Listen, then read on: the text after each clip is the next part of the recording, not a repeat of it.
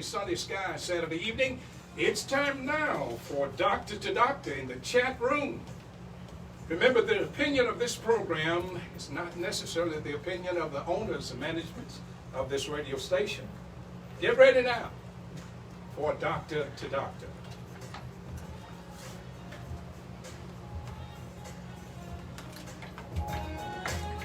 Okay, when you get set, I am going to give you that microphone. I love that music. You think you won't boogie, don't you, Doc? You ready? No. Okay. Okay. Good afternoon, Northern Mississippi and West Tennessee. I am Dr. Rhoda Shaw, and you are my special guest on my first edition of Doctor to Doctor in the chat room. I am so elated, and I want to just take a moment right now and just say thank you to this Shaw's Broadcasting System for giving me this grand opportunity to share with you and for you to share with me. I want to just send a few shout outs, if you will. I had people contact me this morning from family and friends from Chicago, St. Louis, Memphis, Jackson, Ohio, North Carolina, Arkansas, Mississippi, so many places, and I'm so grateful for all of you for the support in this endeavor. And I am also elated today that we will be talking about a very relevant topic in our world, in our communities, mental health and trauma. And I have some very capable guests in the studio with me today. And do know that we're going to be live on Facebook, so you can go to Doctor to Doctor in the chat room on my Facebook page and listen and watch live. Or you can go to doc2doc, that's DOC, the number 2doc.com, to the website, and just go to the link and listen live. So we have in the studio today, we have Dr. Audrey Elion, and she is with the Juvenile Court Trauma-Informed Interventionist, and she is also the regional chair of Memphis and Shelby County, Tennessee Suicide Prevention Network. And she's going to tell us a little bit more about who she is and her background in a moment. And I also have my friend, a very capable Dr. Alpha Stewart, and she is the Senior Associate Dean for the Community Health with the University of Tennessee Health Science Center, as well as the Director for Center for Justice Involved Youth. Hello, ladies. Hello. Hello. Thank you for being here today. I appreciate you both. Dr. Elion, just tell us a little bit about your background. Thank you. Well, my background, I finished my doctorate in psychology and moved back to Memphis, where I worked at Shelby County Schools for several years. Okay. And currently I'm at Juvenile Court in Memphis and Shelby County. So I am the trauma-informed intervention specialist there. And in that role, I train. I do a lot of training throughout the court system, also working with the Memphis Police and Sheriff's Department on ACEs training. Yes. And in my role as the chair of the Tennessee Suicide Prevention Network, I meet with several agencies and organizations throughout the city where we come together and work on ways to try to decrease increase the awareness about suicide prevention, but also decrease those suicide rates. So with a lot of mental health centers. So it's a phenomenal organization, and I love doing both. Dr. Stewart. Well, good afternoon. Good afternoon. As you said, I'm Dr. Alpha Stewart. I am the faculty at the University of Tennessee Health Science Center in Memphis. I am the Senior Associate Dean for Community Health Engagement there. I also direct the Center for Health and Justice Involved Youth. I'm in the Department of Psychiatry, so I am a psychiatrist, and some may know me as the first Black president of the American Psychiatric Association, the national group of psychiatrists in the United States with over 39,000 members. Wow. So glad to have you again. And many people have asked me, so what is the show going to be about? And the answer to that is everything. It involves or impacts our communities and our world, and we're gonna try to have a platform to talk about it. And today we're talking about mental health and trauma. So we're gonna just jump right in. And the first thing I wanna do is I want you guys to just tell us, what is mental health? Tell me what it is. Well, I think overall, mental health includes our emotional, psychological, and social well-being. It's all encapsulating. And it affects how we think, how we feel, and how we act in many different situations. So, in thinking about that, I've often thought of mental health as somewhat of, say, a disability in terms of it can impact our work, our regular day-to-day operations and what we do. It can impact our families and those people that have to care for people that suffer with mental illness. Tell me, what are some of the ways that we can make it safe to talk about mental health and the related concerns of mental health? Well, I think Dr. Ilian has defined for you the real good definition of mental health. And I think where we're going now is the other side of that coin, which is mental illness. Okay. That time when people are not functioning, are not emotionally well, are not psychologically stable, and are having difficulty. Part of the challenge in talking about mental illness is that it is often considered to be a deficiency in someone's character or well-being or how they live or what they believe faith-wise.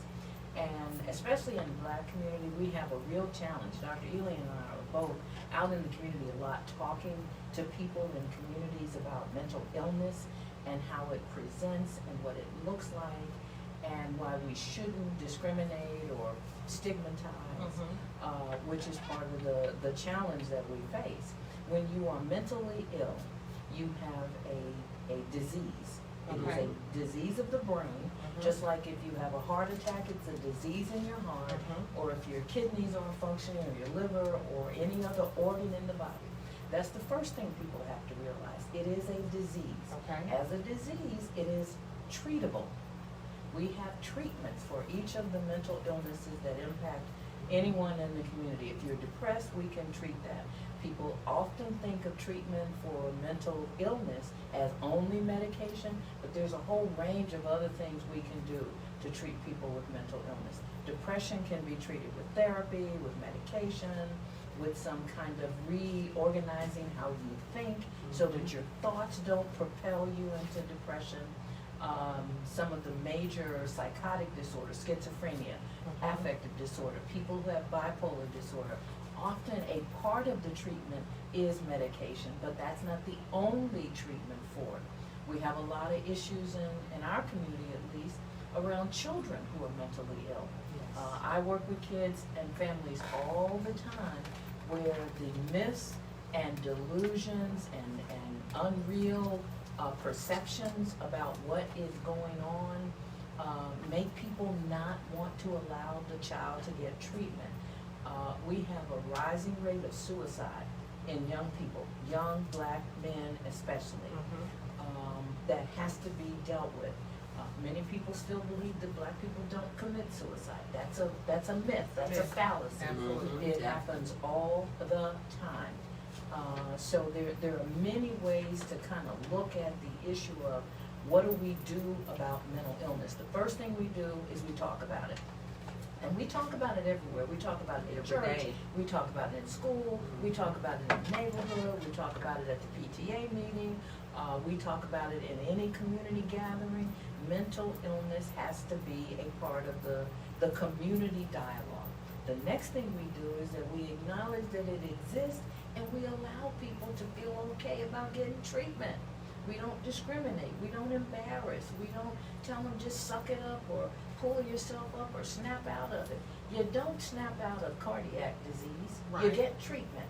In that same way, you don't snap out of mental illness, you get treatment. And as a community, we've got a lot of work to do. to get to the point where it's not normal that people get discriminated against and embarrassed and dismissed if Mhm. they admit to having a mental illness. We've got to get beyond that. How do we influence people to want to get treatment? How do we move towards that? Well, I think you're doing a service right now, just having this show and Mhm. talking about it. I think what we do on a day-to-day basis, where we're out there doing, as I call us, both credible messengers in our Mhm. community. I'm a native Memphian. I grew up here. I'm known here. I believe I've got credibility and I'm trusted here. So when I go out and say to people, this stuff is real and we have to deal with it, I hope that carries enough weight that people do listen. And I'm hopeful that the more people like Dr. Elian and I are talking about it, the more influential we can be to get people to do something about it. And I think just continuing, like Dr. Stewart said, educating people. Mhm. And not just in these arenas where it has to be a big following, but going into the trenches, going to the churches, Mhm. the community centers, Mhm. because these are the people's lives we're touching. Going into the schools, so that way they're finding out about this at an earlier age, so that way it's more ingrained and Mhm. it's not seen as taboo or strange or not acceptable. So I think just connecting with the people more on a daily basis, Yeah. having it be a part of regular conversation, just like you would talk about cancer, or just like you would talk about AIDS and HIV, because that's even more talked about. Mhm. So mental illness is also relevant. You're talking about dementia. It's still things that are going on that are affecting us directly we need to talk about. And we're talking about saving lives. Okay? Mental well-being is just as important as physical well-being. Yes. And we've got lots of other champions that people look to. I mean, I can't tell you how many celebrities have come out in Yes. terms of talking about their own challenges. Yes. And when people like Taraji P. Henson Mhm. and Tupac Shakur's Mhm. foundation and some of the other folks who are talking about their own personal struggle and making it okay. Yeah. And we know how many people look up to those people Mhm. and follow them. So those Mhm. are influential people when it comes to this topic. And we just got to keep pushing this information out there, the good information, Right. the honest and factual information, not the myths and the misperceptions, but the real science. Dr. Elian is the trauma specialist at the court. We know about trauma because it's been researched. There's a whole Mhm. science Mhm. around what happens to a child who is traumatized and how that then helps them to grow up to be someone who's at risk for mental illness, at risk for lots of medical problems and other Right. things. That's knowledge. And it's particularly taboo for men talking Exactly. about it. Yeah. Yeah, Yeah. because they're supposed to be strong and able to handle Right. anything, and any weakness is perceived as just that. And that's killing men, especially black men. Yeah. It is. And a lot of times they're the last one to go to the doctor. It's like, I'm not going. I can deal with this. I can just, put it to the side. And we're talking about just for physical illness. Mhm. So if they're dealing with things internally, a lot of times we're seeing that as anger or aggressiveness.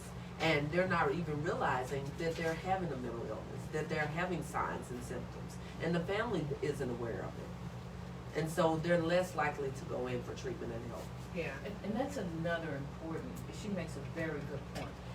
Mental illness may present in different ways in different kinds of people. Mhm. For black women, for example, we misdiagnose depression because we're looking for people who are tired and, don't want to do things and have no Exactly. appetite and sleep a lot. Okay. Depression in a black woman may actually be what the general public thinks about as the angry black woman. Wow. Angry, aggressive, dismissive, Mhm. frustrated and pushing people away. That may be a manifestation of depression in a black woman. We are different. Each group is different Yeah. in how they present the illness. But if you recognize the various ways that people can present, you're more likely to correctly diagnose and properly treat. Yeah. But when it's recognized, how can we ensure that people get help? How can we make it more affordable, particularly more accessible? Well, there are many more openings for accessing behavioral health, mental health, and substance abuse treatment now than there have been before. Mhm. Because Yes. now we've got access to churches, Yeah. we've got access to community health centers which offer these services. We've got access through a variety of different practice programs, you know, whether it's a private practice or a group practice. Primary care doctors are delivering a fair amount of this stuff, so you can even start the process when you go in to see your primary care doc and start talking about how you're feeling emotionally. Okay. So there are lots of ways to do it, and you know, there are free clinics, there are programs that are opening up every day specifically offering mental health care. In Memphis, for example, most of the major faith groups have some component of mental health that they now offer. Okay. 10 years ago, that wasn't the case. Yeah. That's it. Today it is, Mhm. because they recognize many of the people who come for the primary care are actually also suffering from some level of psychological distress. So- And then a lot of that is free. Like she Mhm. said, a lot of the services are free. But even if you have insurance, you're able to get those services Mhm. as well, on top of the free services. And so that part, I think, is something that's new and is different and is making it more accessible, but also more welcoming for people. Yeah. Because it's in their communities. Mhm. And they can, you know, buy into it a lot more, especially with the A&D groups being in the churches. People are more likely to go into them now. And then we're also offering, I know within Shelby County, we have free mental health services for the youth that are at the school. Yeah. So we're providing services in the school system to make it also convenient too for the families Yeah. to take part in. Okay, so before we go to break, what are some specific things that people should look at when they are shopping around for like that best fit of treatment and care? Just like when you're shopping for clothes. Literally, you look for what you want. If it's dealing with someone in depression, you can go on the list. You can say, I want someone who specializes in depression. I want someone who may be a female. I want someone with a Christian background. You can literally shop just like you would going to a store. And I think it behooves you as a person to find one that's your best fit. So if that person doesn't work, you can also go and find someone else. So you can find people, specialty, race, gender, sexuality, different things that you're looking for. And I think that's like a one-stop shop in the sense that, hey, I can find someone that relates to me, someone I feel comfortable with, and now I can make that connection. And I think in the past, we haven't always had that, but I think it's more accessible to us now. And then by it being free in a lot of situations, I think it's good, but also insurances are covering even more of those specialized services now. Okay, we're gonna go to break, and when we come back, we're gonna talk a little bit about trauma and how that is impacting our world and our community. We'll be right back on 94.7 FM. It was loud. But, Yeah, it's so loud. I need to cut you off. Hey, everybody! Headphones. Brian, Tiffany. Hey, Well, there was somebody over there. I'm looking to see who's standing over there. Hey, behind the- So you're doing, what do they call it, Other stations don't know. We play the gospel music you want to hear. We are Western Tennessee and Northern Mississippi's WOJG 94.7 FM. play a couple of songs. May I have your attention, please?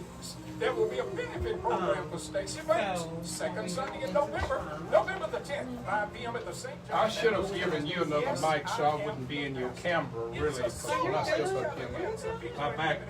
Well, I wonder. this is my engineer, my daddy. Shauna Jeremy, and of course, recording artists, Alexis Renee, and Robbie Michelle. Y'all are quite a team. We're gonna go into trauma. And then we're gonna talk The about First Lady of Radio, suicide. Mrs. Opal Shaw. But I- Doors I open wanna at know 4 p.m. if there No is- charge. you never A St. told me John, if there is Thomas Chapel, specific Duck Shop. section that you wanted to- you got time. She can chime in also. whatever you Also want on me to program talk is about. Desiree Russell. One station covers more news in the Mid-South than anyone else. We put more reporters on the streets, cover more miles with more crews. Y'all doing an excellent job. When you talk about free mental health, And consistently so if I didn't have insurance, Y'all get to be behind the scenes. where would I go to get free services? only on Action News 5. Get Action She News she 5 spoke about the weekdays community on health WOJG. places, the Church churches. center. Okay. Now, I wanted to ask this, but I got scared with the radio station. I wanted to ask this, when you talk about faith-based places, you know, and Christian folks want us to pray away. No, they have mental health. I know, but some of them, some people But some go to, denominations say you did, you teach. talk to your pastor, have you talked to him? And maybe pastor is versed in the word, but he's not equipped to deal Pastor ain't with. nothing when it comes to mental health. I just didn't know if it was okay to go. It's okay to go there because what you need to talk about is pastors need to be trained to understand that when those issues you can talk about training, that we need to be able to have a resource to go to. Now, I do that, but not on, because I realize, look, just because I know a little about the Bible don't mean I know everything. No, but some of the churches actually have mental health centers and trained. people that are there, Yeah, I social know, workers and what's his name, psychologists, home New builders. Directions. Right. I know several of them. Boulevard used to have, but they, Okay. And Can you New talk a Directions minute is about part your- of the All right, National Fitness Center Network. They're one of the Do dozen you want to churches. talk about that? All right, whenever you're ready, Dr. Dean. This is Dr. Rhonda Rhodes. Daddy. That's what I want to say. This is Dr. Rhonda Daddy, Rhodes. people don't laugh. Y'all don't listen. Hey, Daddy get to be proud. Yeah. I'm That's not right. talking about my middle name, you know. All right, mics, He gave it everybody. to you. Mics.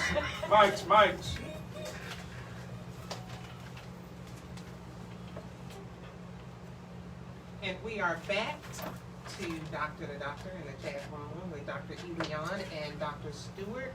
And we're going to talk a little bit about trauma. We talked about mental health. You gave us a definition for mental health. Define trauma and give us some specific types of trauma. Okay, so if you need a definition, trauma is the experience of severe psychological distress following any type of terrible or life-threatening experience or event. Okay, so if you break that down, it's like individual trauma, and it results from like any event, any circumstances that an individual experiences, whether it's physical or psychological, emotional, and then they have adverse effects from it. Okay. These are effects like it's overpowering for them. They're unable to even live or act or behave like they should or what's normal for them because of all of the trauma that they've experienced. Okay. It's so distressful to them. The only thing I would add is that when we think of trauma, generally, we're thinking of things like, you know, natural disasters, war, or stuff like that. What Dr. Elion is describing is the fact that these kinds of traumas happen every day in the lives of people who live in certain situations, under certain conditions, where every day there is another part of the assault on you that keeps this trauma being re-experienced day after day after day, and it builds up. Yeah. And we call that toxic stress, and that impacts people, especially children, but it impacts anyone who lives in a setting where from moment to moment you feel as if your life is threatened, and you experience that over and over and over again without any relief. Is there an alignment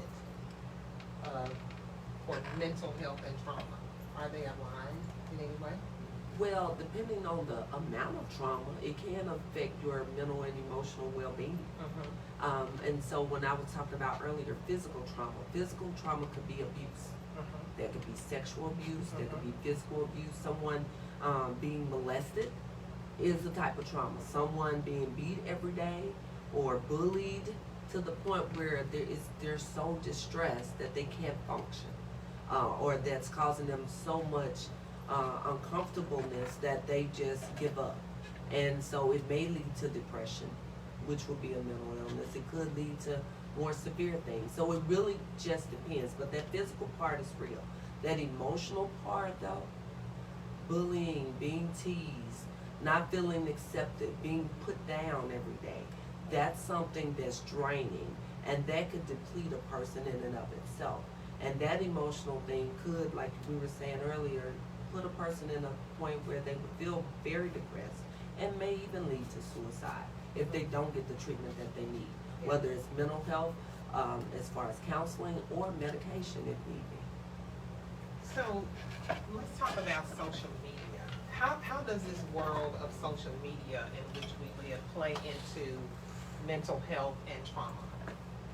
Social media has turned out to be the absolute worst kind of assault on, and again, and I focus on young people because that's the group that I work mostly with.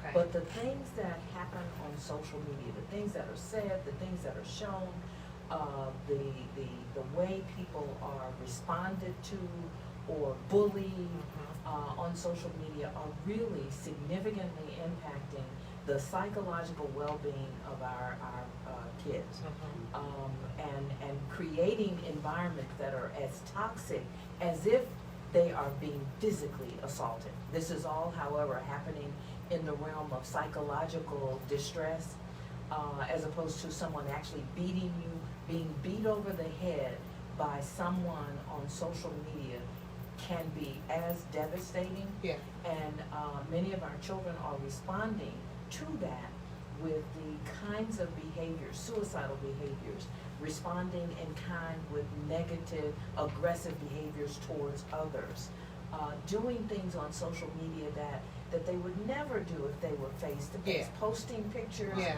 using language, saying things about other people. Adults too. Yeah, well, adults too, and it's a major problem.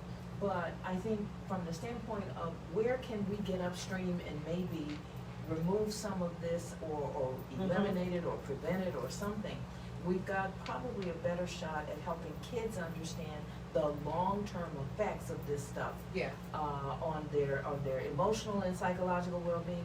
We've got young people who don't understand that stuff follows you, and so when you go looking for a job, the employer now can search your social media and find out everything you've ever said.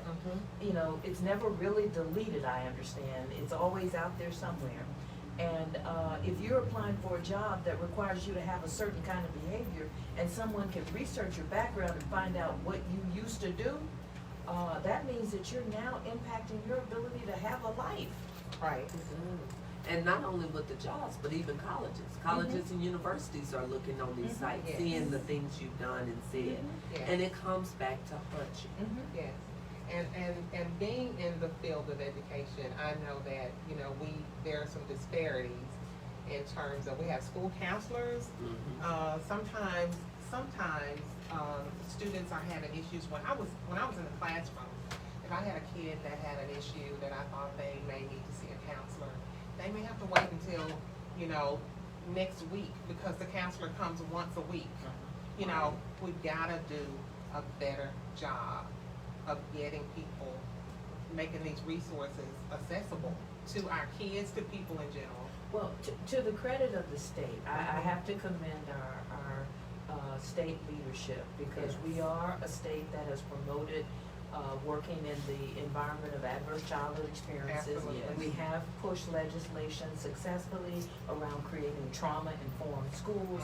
So our state learning. is at least progressive in its thinking. Right. Now, whether that translates long-term into making a difference in the lives of the children and families around some of these issues, we have still to see. But at least we're moving in the right direction. And I commend our leadership at the state level for at least taking all of that into account. And I have to chime in with that. I agree with that. And I know last year the Suicide Prevention Act was also signed in. And it was phenomenal to have the commissioners and the governor and all of the legislators be a part of that. And to see that come to fruition says, hey, we really do care about the sustainability of lives, and what can we do to make sure that we at least impart education throughout the state, but saying, hey, we want to see Tennessee succeed. We want to see it strive. We want to do everything we can in order to save lives. So I think mental health overall, suicide prevention, I think we're making those strides, but it's going to take us on the ground level to start too. Like Dr. Stewart said, working with the youth early on, getting the parents engaged, and having them have that open mind, because if they realize that their youth is having a problem, be able to communicate that and get help for their youth. Yes. So that way it doesn't turn into a lifelong problem later. And I just have to add again, because of the places where the spaces where I work in kids and juvenile justice and schools and child welfare, that these are all components of what people like to talk about as the school to prison pipeline. Yes. And the impact that having good mental health services, the impact of having a trauma-informed school and trauma-informed educational professionals, the impact of having aware, awoke legislators and leadership at the state level means that we can really positively impact that school to prison pipeline, because all of these are the parts of the reason why there are those disparities. Absolutely. And the reason why there is that pipeline. If a child in disciplining gets expelled or suspended, instead of having an understanding of what's going on, that behavior repeats itself in the classroom, most of these kids know this is not what they need to do. Yes. I mean, they know it, but there is something else that they cannot control that compels that behavior. And I don't want people to hear this as making excuses for bad behavior or Absolutely. criminal behavior. Absolutely. But we have got to become a community that says, what has happened to you, as opposed to what's wrong with you. Right. You know, we're really quick to say, boy, what's wrong with you? As Say opposed that to again. say, what has happened to you? Not what is wrong with you, because there are things happening that we are not aware of. Anytime a child under 10 is chronically absent from school, something else is going on. That is, the child doesn't get up and say, I ain't Not the going to child's school fault. today. That's right. And someone says, oh, okay, baby, you stay home. That's right. That is not how it happens. Something else is going on, that a child in the second, third, or fourth grade is chronically absent. And my group works right there at the truancy level with those kids, trying to figure out what's going on in that house, that some adult who is responsible for that child is not getting them up. Is it that the adult doesn't value education? Is the adult not aware of all of the supports, whether it's a uniform or vaccinations or something? Do they just not know? Do they not care? Are they struggling with some problem? Absolutely. You know, those are the things that will really remove our children from the school to prison pipeline. And Dr. Elion mentioned the one-stop shop, and I look at that from the perspective of the holistic perspective. We gotta deal with everything. We gotta look at all of it if we're gonna make a difference. Right. And I think even working within the juvenile court system, a lot of times a child is brought in for some type of delinquent act. And once they're brought in, then we're able to do a pre-screening. We're able to assess for trauma, which I think is phenomenal. Yeah. The fact that you're finding out what has happened to them to bring them to this point. We're not just looking at the act itself, but what else is going on in your life that may be contributing to this, and this is why you did this act. So let's see what services we can put in place. And we have a lot of diversionary programs, we have mentoring programs, we have social skills building programs, we have therapy dogs in the court just to make it less traumatizing for the youth when they're there. And then we also have an evaluation and referral department where we refer them out for counseling services to better address the issues that they have when they're coming in. So I think all around, those wraparound services are definitely needed throughout the community to decrease that school to prison pipeline that people say. But it does start at home, and we need to do everything we can to ensure that that home life is where it needs to be, and also providing services for everyone in the home. And see, we're at the University of Tennessee, Health Science Center, we're trying to get even further upstream. We've created an assessment center. Yes. Where if you have an encounter in the community with law enforcement and they give you a summons, which means you don't get arrested or actually detained, but you can return home. You can be referred for actual evaluation services directly from the community. A parent, a school resource officer, a member of the church, somebody who knows you in the community can recommend that you come Make to that our referral. youth advocacy center and get a screening and let us start helping before you get into the diversion from Yes. the court. Because if you've had that first encounter, it's more likely you're gonna have other encounters if we don't intervene. Right. And we can intervene, we can mitigate, we can actually prevent, because we know the kids that are at risk for going into the system. We can describe them to you. They will have been expelled or suspended. They are getting bullied and getting into fights. They are doing something in the classroom that repeatedly brings them to the attention of the teacher, the school administrator, the principal, or someone. Or they are already known to have a mental health problem that is either untreated, undertreated, or ignored by everybody. Yes. These are the children that we know are 1 foot on that path into the justice system. So, in thinking in terms of all of the behaviors that go along with these mental health issues, I read a statistic from the National Alliance of Mental Illness that said at least 8.4 million in the United States provide care to an adult that has mental or emotional health issues.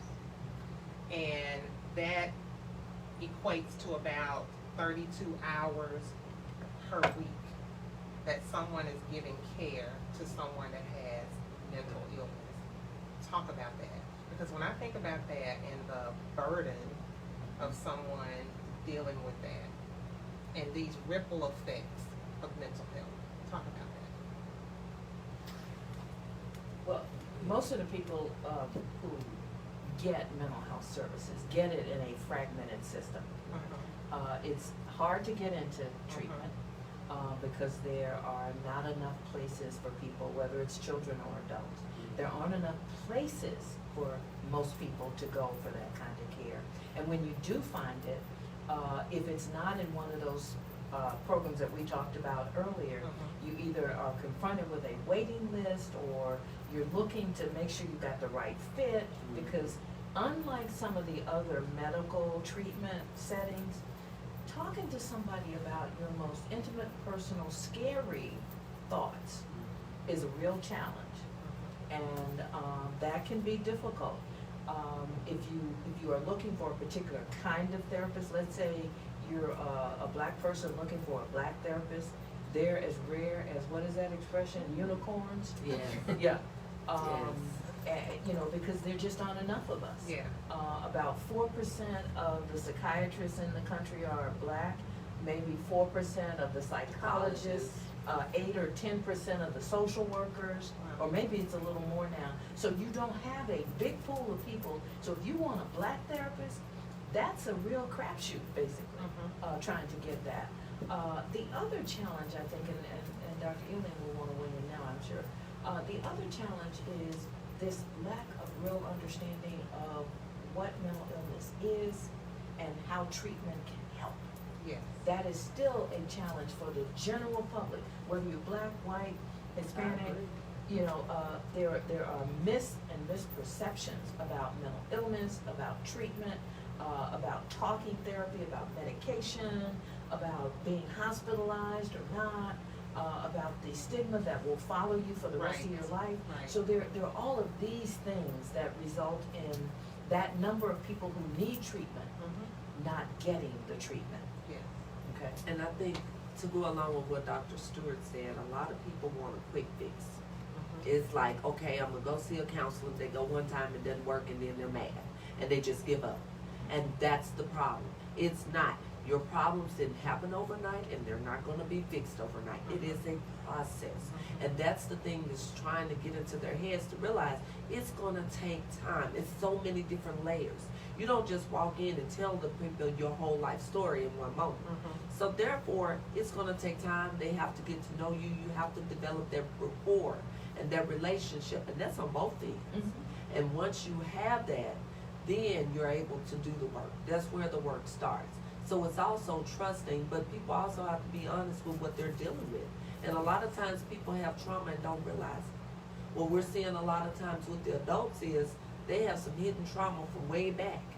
And they're wondering why their relationships aren't working or why this is happening to their kids and How this. do we get through to those people? Time and education. Part of what we do now, I go out into the communities, I educate parent groups. I go to the churches, I educate the parents in that. And then we also go over the ACEs. We have the ACEs, the Adverse Childhood Experiences Questionnaire. Sometimes I go over that with people just so they can see what the questions are, and you'd be surprised, those aha moments in their head. And I always say rhetorically, don't answer, but answer in your head which one of these applies to you. And sometimes they're like, wow. Because a lot of times they just consider that as the norm. This is what happens in my life on a daily basis. I didn't realize it was trauma. I didn't realize it was a problem. I know I didn't like it. But they have to be educated about what trauma is, what mental illness is, and to realize it's not a death sentence, okay? It's just the beginning stages of healing. And you have to know what you're dealing with. Just like with a doctor, you go in to see a doctor, you got a call. You just can't solve it with a pill. It's gonna take some time, you gotta do some medicine, you may have to change how you eat, how you this, how you that. Same thing with mental illness. We talked a little bit off mic, and we're gonna just say, I want you guys to just address this just for a moment before we go to break. We talked a little bit about being Christian, being in church, and having mental illness, and people saying, you know, you just have to pray. You know, and it's not just something you pray away. You know, even the Bible says faith without works is dead.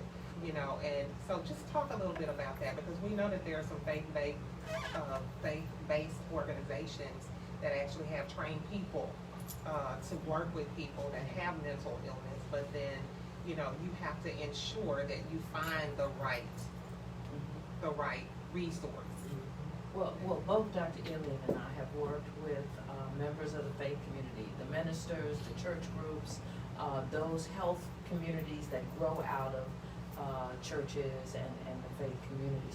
So we are well versed in many of the things. I mean, I've been in rooms where people have been told to put all of their medicine on the altar, and all will be well.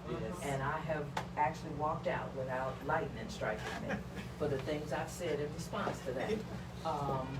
But I like to think two things, that students of the Bible can quote the parts in the Bible where the word melancholia, the word spirits and things. So we know that the Bible talks about these things. It may not use the words we use today, but there are aligned experiences described in the word that should bring some comfort to people that this is not made up stuff. Right. That the Lord understands this stuff. Yeah. And is helping us to understand what to do about it. The second thing I like to remind people is that as a believer, I believe I was led into medicine and into psychiatry to have a talent that I could use to help people. Yeah. So in some respects, this is my ministry. And just like they listen to the word from the minister, I'd like to think that they would listen to the word from the doctor. Who's gotten this training, thanks to the Lord, who has gotten this training and is bringing it back. Okay, that's my sermon. We can drop the mic. She said it right there. Right. We're gonna go to break, but we're gonna come back and we're gonna talk. This month is International Suicide Survivors Month. And we're gonna talk about suicide in a moment, and we'll be right back on 94.7 FM. Come on, preacher. Hey, you need to talk more about that one. You really, no, you really do.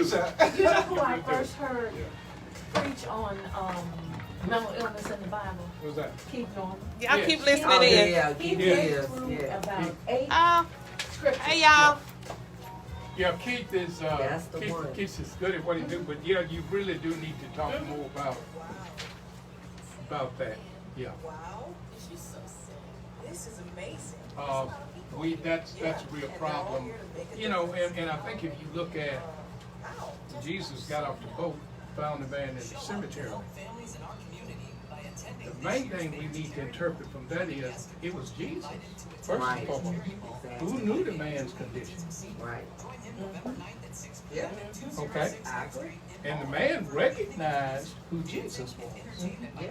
But now, if we don't recognize that Jesus comes through you, that's the whole problem. We need to recognize that he comes through people other than us who get called, you know, because that's very important. Very important. Yeah. And I appreciate y'all talking about that because that's really, that one is critical. That one's good. And some denominations are worse than others. And they'll start, those are the ones who have traded oil for the Holy Spirit. I agree. They got some olive oil sitting up on the pulpit. Now, and I tell people where I'm pastor, We being what are you preached to gonna right believe? now, y'all. God at all. There you go. Do I need to turn that off? Now, you do not have another break, my dear. So you got to talk all the way up to 3 o'clock. Oh, we're good. All right. It's Okay. almost through. Okay. It's- No, Here's your chance That to long as 15 you minutes. understand, you got to talk That all the 15 way up. minutes talk about suicide. Long as you You understand want to that. talk anymore on this? numbers can win you anywhere. Again, you understand that, don't Or you? we just talk about it? $5,000 Oh, We just want you So to. plan to play your favorite I numbers. will. I mean, Okay. I don't know what else I can say. I mean, if it's What else something you want me to else, say? something else on your heart you want to say, it You don't may have not to. be. You don't have to, No, but you if don't it's have something to. else, I just- yeah, Favorite yeah, lottery yeah. retailer. He just said Only that. from the Yeah. Tennessee Lottery. I just think that's so important. Play responsibly. Holistic ministries is what we ought to be providing, not a Johnny Shaw ministry. I You know, yeah. Purchase the right time. Well, I work with a whole bunch of Check ministers. the air So, pressure regularly. They got me schooled on, you need to say this. Yeah, yeah, yeah. Just go ahead and say it. Say, yeah, you need to say it. Yeah. Yeah, yeah. Drive within I was legal speed. given a talk For answers to your in, top questions, Deep stop by your local Cooperstown. and got so into On it, time, I started 507 saying, turn to West your Market neighbor. Street. know you did. Yes, I did. When you went car shopping, you Girl. went business. And see, when I met with the bishops, with And the you church, you need to stay close. You get some I right thought on you your were mind. telling me I'm to saying you move. No, I'm telling you, you need to stay they right there like when you that talk. on Yeah. suicide. And he said, you know, we've lost 4 members this year on suicide. And he said, and a lot of the people told him to go pray. They prayed because he said, be careful how you say this. Brought to you by AARP and Ad Council. The next date I got it. Oh, okay. Okay, You got it. I'm gonna get your mics on. Y'all ready? Wait a minute. Ready?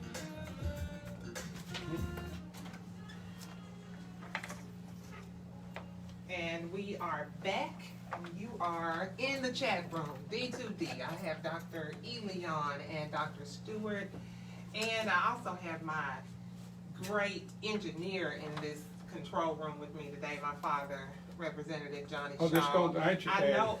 Ain't you, Daddy? Fussing in the background, and I think I'm gonna have to have another. I think he's putting in his notice today, and I'll need another engineer by my next show. Speaking of which, will be on November 23rd. I will actually be in San Francisco next week, speaking at a conference. So I will be back with you on the 23rd, Saturday the 23rd, from 2 until 3 p.m.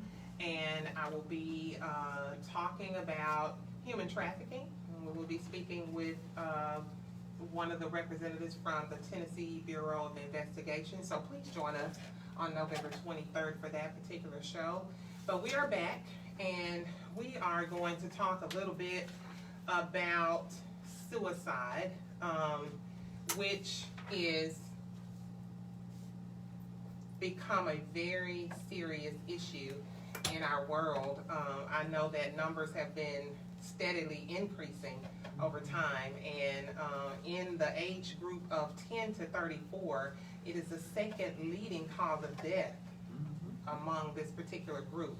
I want you guys to expound on what's probably causing this spike, and let's just talk about some things that we may be able to do to help people become more comfortable with talking about issues that they're having, you know, when they're having suicide thoughts, and how we can address this particular issue.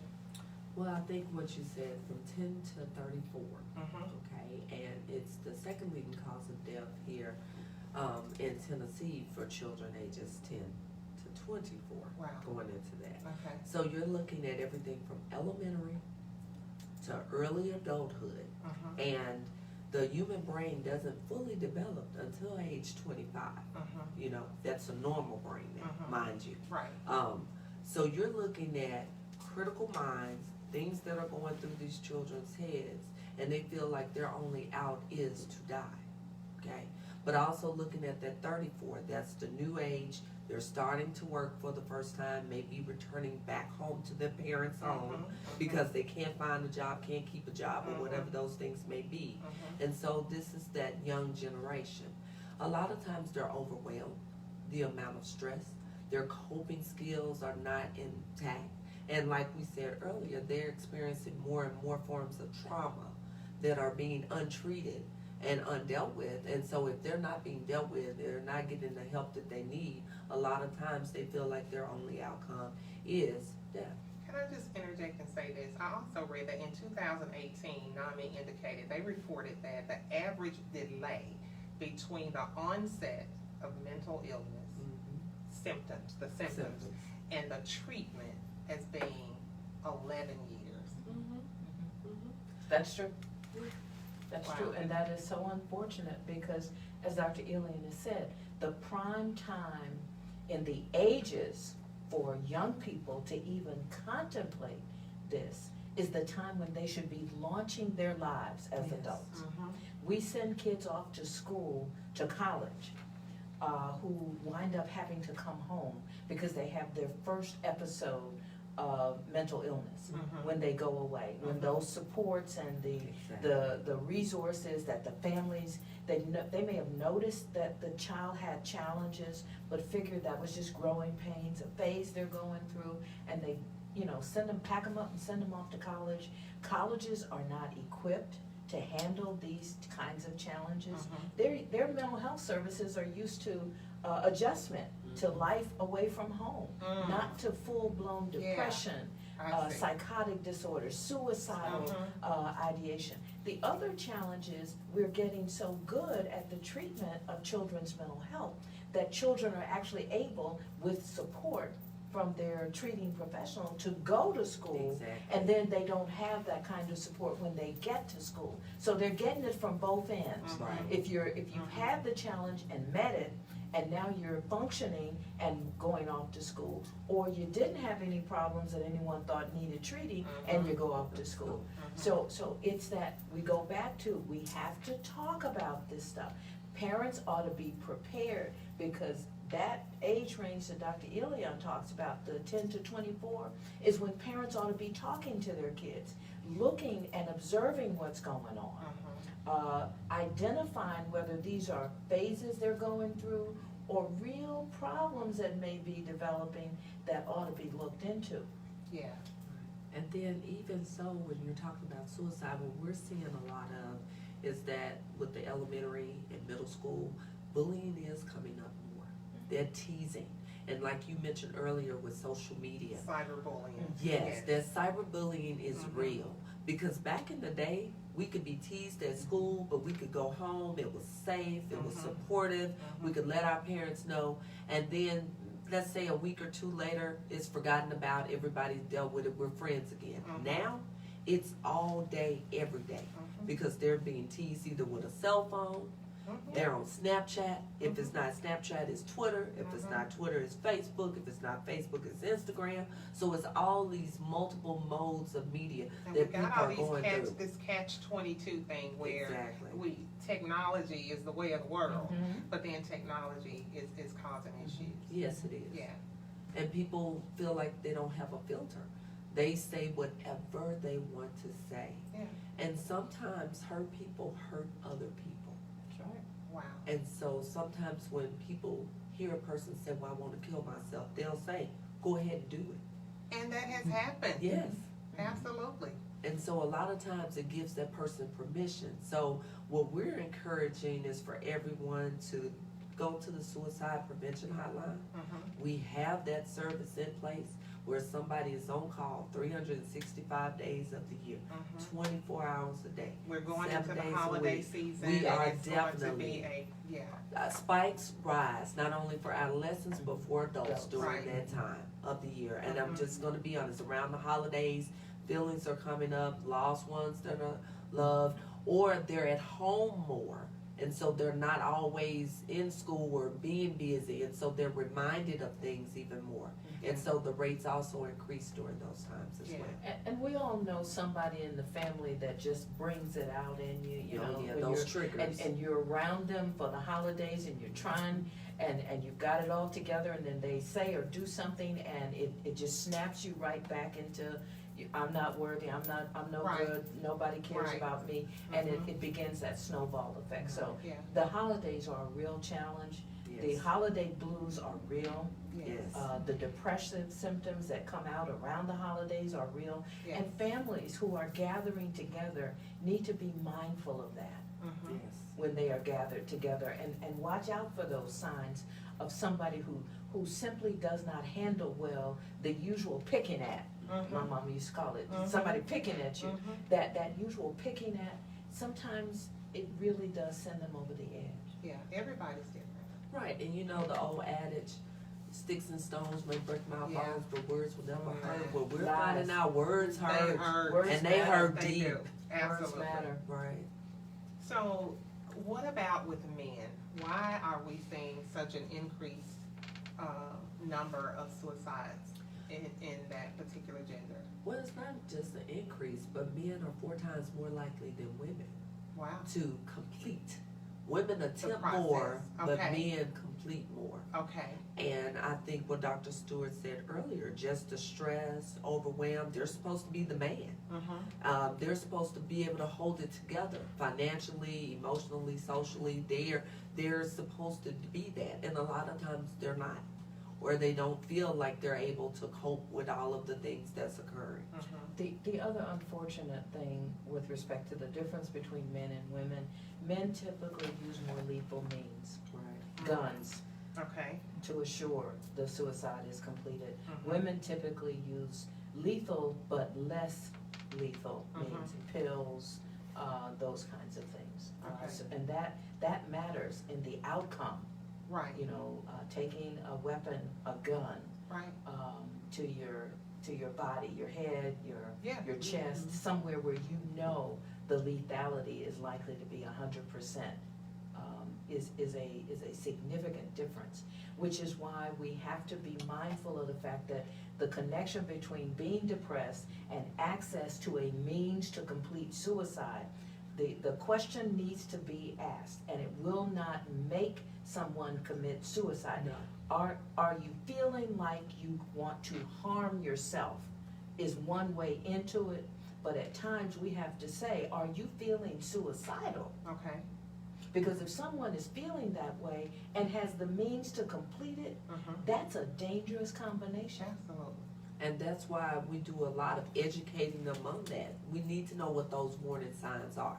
A lot of times we take things for granted, and it's just like loss of a job. And, you know, that person's like, how am I going to pay my bills? You know, or this is the last straw. If this happens, then I'm going to do this. So a lot of times people feel like that's their only out. And so to be able to be there to educate them and to also receive that counseling, because you need a safety plan in place. Yes. If you know that person, like Dr. Stewart said, has a gun, you need that whole family to be a part of that, because we got to get rid of those guns and any other lethal means that they have, whether it's a knife, whether it's pills, if it's medication, whatever they're taking in order to follow through with that plan. We need to be able to intercede in some way, and we need that family support in order for that person to be more successful. And because we are coming into the holidays, I think it's important for people to understand that this is the time of the year where we must be mindful and observant of these things. We hear a lot about, especially, and again, since your question started with what about men, we hear a lot about things happen and suddenly it's like the switch is on. Where there are relationship challenges around the holidays, Yes. where people are not allowed to see their children, where the divorce becomes final, where the separation begins. Those are the times when people may in fact respond negatively, and that could launch into one of those instances where it's not just a suicide.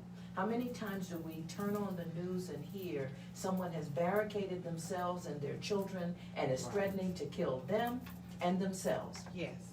The holidays are the times when we really have to pay attention to these things that happen in families and relationships, in the lives of people.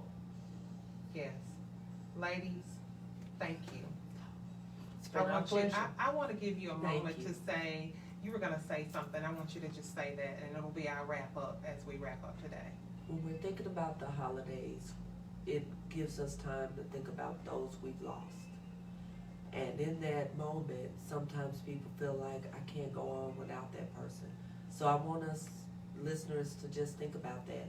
Life is so important, it's so precious. Yes. So do everything we can, not only for ourselves, but for our friends and family, to make sure that they can see another Thanksgiving and another Christmas Yes. and another holiday Yes. until God takes us off of this earth and not ourselves. Absolutely. And on that note, thank you, Dr. Elion, Dr. Stewart, and I am Dr. Rhonda Shaw. And I thank you so much for joining us today on D2D. And we look forward to you being with us again on November 23rd. We will be talking about human trafficking.